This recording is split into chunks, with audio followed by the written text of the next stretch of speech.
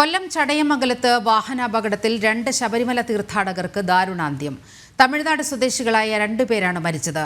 ശബരിമല ദർശനം കഴിഞ്ഞെത്തിയ കാറും ടൂറിസ്റ്റ് ബസും കൂട്ടിയിടിച്ചാണ് അപകടം. ഗുരുതരമായി പരിക്കേറ്റ 3 പേർ ചികിത്സയിലാണ്.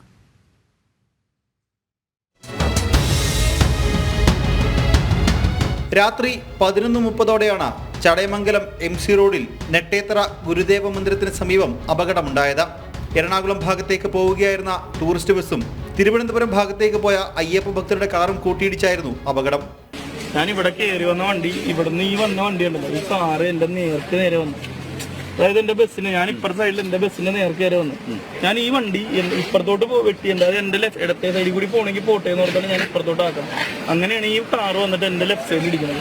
നിങ്ങൾക്ക് നോക്കി മനസ്സിലാവും. കാരണം എൻ്റെ അപ്പുറത്തെ സൈഡ്, എൻ്റെ നടുഭാഗത്തോ വേറെ യാതൊരു പൊട്ടലോ ഒന്നുമില്ല. എൻ്റെ ലെഫ്റ്റ് സൈഡ്, എൻ്റെ ഈ ലെഫ്റ്റ് സൈഡിൽ വന്നാണ് ഈ വണ്ടി ഇരിക്കുന്നത്. അപ്പോൾ ഈ വണ്ടി അപ്പുറത്തെ സൈഡാണ്. അങ്ങനെ കൺട്രോൾ പോയിട്ടാണ് ഞാൻ നേരെ ഈ വണ്ടി ഇങ്ങോട്ട് ഓടിച്ചു കയറുന്നത്. കാറിലുണ്ടായിരുന്ന 5 പേരിൽ 2 പേർ മരിച്ചു. തിരുനെൽവേലി രാധാപുരം സ്വദേശി ശരവണൻ, മാർത്താണ്ഡം സ്വദേശി ഷൺമുഖനാചാരി എന്നിവരാണ് മരിച്ചത്.